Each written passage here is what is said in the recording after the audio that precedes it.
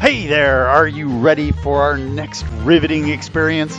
Well, buckle up, the fun and excitement is about to begin. Hi there, friend. Welcome back to the channel. Appreciate you stopping by. Today what I'm going to talk about is sand and gravel that gets into your steering mechanism. When that happens, it makes it hard to steer and could also potentially be doing damage. So I figured if I have to clean this up 4 or 5 times a year, maybe I could do something to reduce that, because yeah, it's quite tedious and I don't like doing it. So I figured, well, maybe let's come up with something that will keep the sand and gravel out of there, at least better, so I don't have to do this quite so often. And what I've decided that I'm going to do is I've molded up a piece of ABS plastic that I'm going to mount in there. And come on along, I'm going to show you how I built this and how I'm going to mount it, and hopefully that will help keep the sand and gravel out of there. Okay, let's talk about how I molded the plastic. So what I needed was a way to increase the height of this so that the plastic that I put on top wouldn't be pressed directly up against this. I wanted it to have a little bit of gap in there so that after I mounted it, it wouldn't interfere with the movement of the steering disc here. So I needed to create some height there. Well, so what I did was I took a piece of 1/2-inch plywood, I beveled the edges, I cupped out the bottom, I drilled a hole in the center, I created a slot. I did all this just so that would sit on there and give me about 1/8 of an inch reveal, which is what a piece of ABS plastic would have done in a fraction of the time. But this is what I did. Now I used a real high-tech system to hold this in place while I was forming it. I duct taped it. So I duct taped that in place. The next step is to heat up your plastic. So the ABS plastic forms really well at about 350 degrees. And the easiest way to do that is to put it on a cookie sheet and put it in your oven and bake it at 350 degrees. I'm not kidding. That is the best way to do it. However, apparently the smell of plastic in my kitchen was not something my wife was going to put up with, so that's not what I did. I used a hot plate with a piece of 1/4-inch steel or aluminum plate sitting on top of it. I warmed that up to 350 degrees. I set my plastic on there and let it heat up for a while. Now what I found was it wasn't consistent heating from the hot plate, so I got a couple of hot spots in there, which is not ideal. But then I also used a heat gun to get it to form in the way that I needed it to. All right, once that plastic is hot, either from the oven or your hot plate, it will function a lot like a piece of fabric. It will flow over whatever mold you want to put it on, but it cools really quickly, and so you want to work fast when you're doing it. So get your plastic up to 350, and then you can set it in place. Now, if this is a small part, you can just put your hands over there with gloves and hold it in place and eventually get it. But I knew I wasn't going to have that luxury, so I used the cutoff from the disc that I cut out, and I increased the overall size of that hole to make up for the thickness of the plastic, and I cut a slot here to allow that nubbin to form underneath there. So you can see there's a spot that sticks up here from the cord comes in. So I needed that to form around there, so I left a little slot here in the bottom. All right, so the hot plastic is on there, it's sitting on there, then I just simply put this on there and held it in place.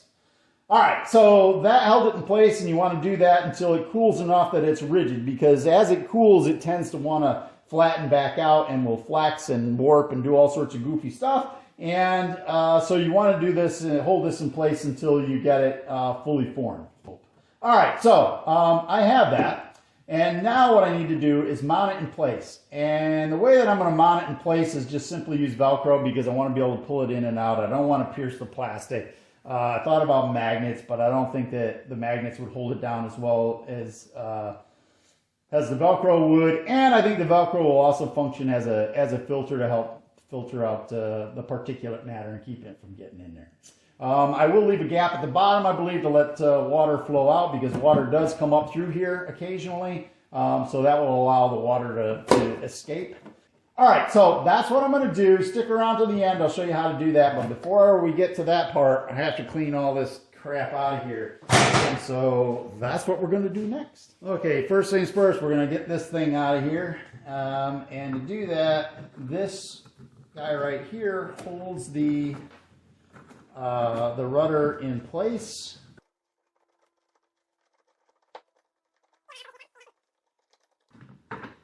once you pull that out, you should be able to pull the rudder out. All right, now I can pull this up. And yeah, look at all that yummy stuff in there. I wonder if I was having trouble dealing with it. All right, look at the size of that gravel. That was underneath the steering. I wonder why it was having troubles. Yes. All right, let's get that stuff out of there.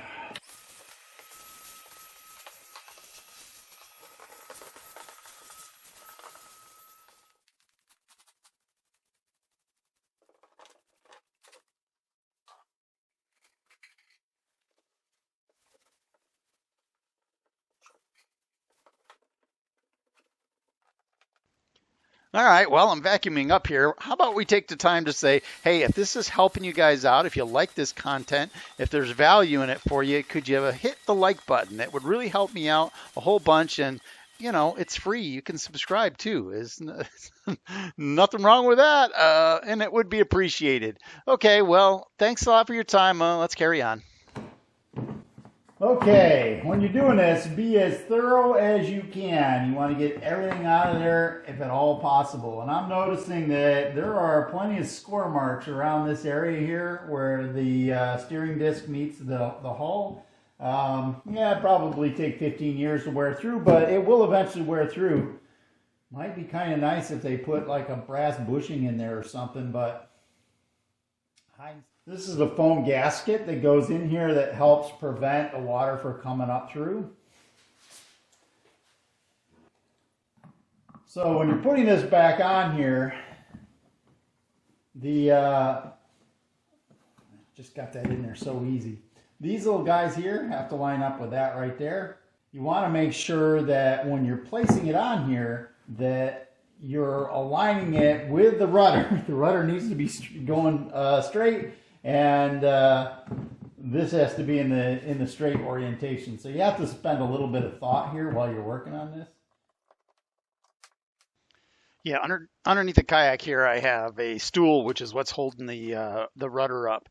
You don't want to be trying to hold that rudder up while you're trying to slide the disc on there. It's hard enough to get that disc to slide on there properly with both hands, let alone just one. So yeah, this was a bit of a challenge to get that disc on there. It took me quite a few tries.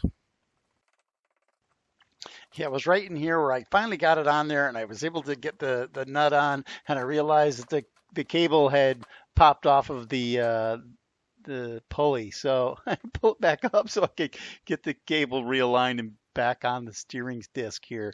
So yeah, then we start all over again. And most of those little chipmunk sounds you heard were me cursing because I could not get it on there. It was very difficult to get it on there.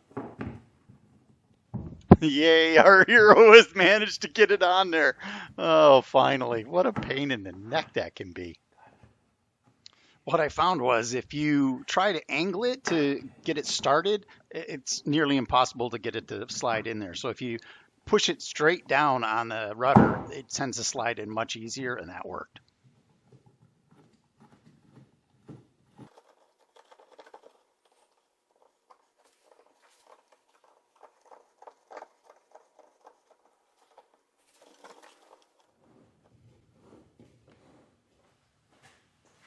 All right, all cleaned out.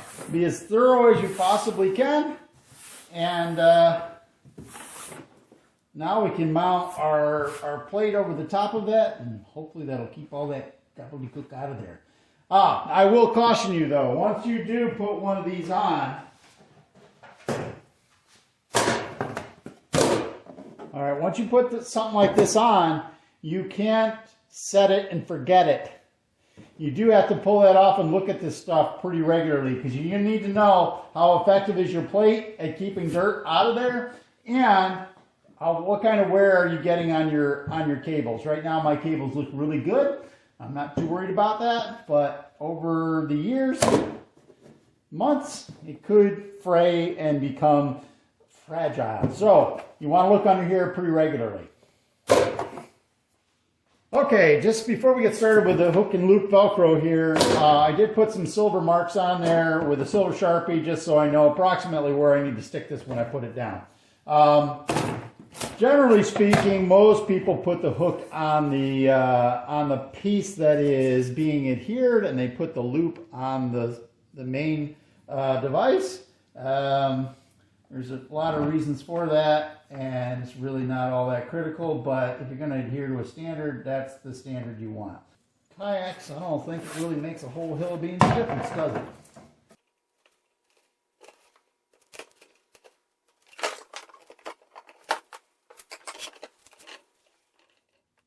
All right, I have the hook on there now, and the question is, how do I make sure that the loop lines up with the hook when I set this on here? And the easy solution is that when you go to put your loop on, you put your loop on the piece that you're going to adhere, like so.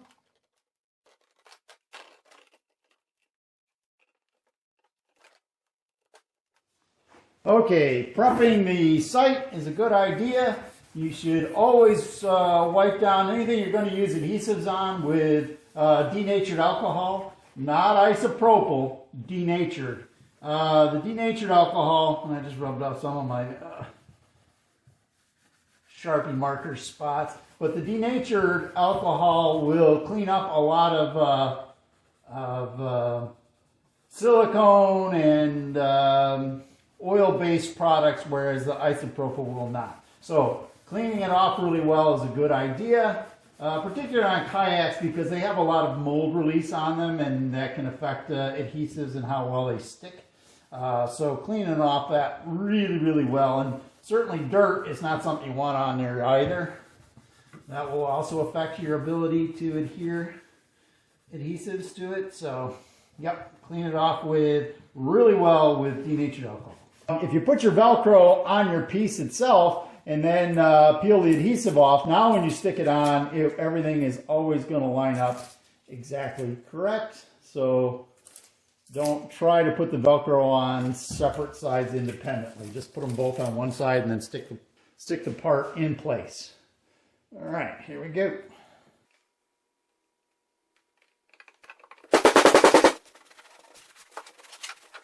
Now, if there's not too much mold release, I should be able to pull this back off here without the loop coming off with it.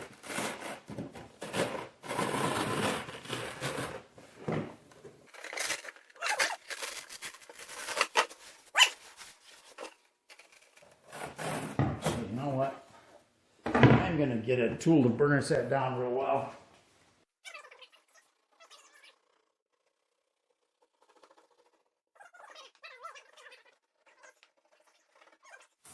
Hopefully, that's going to keep the dirt and crap out of my steering.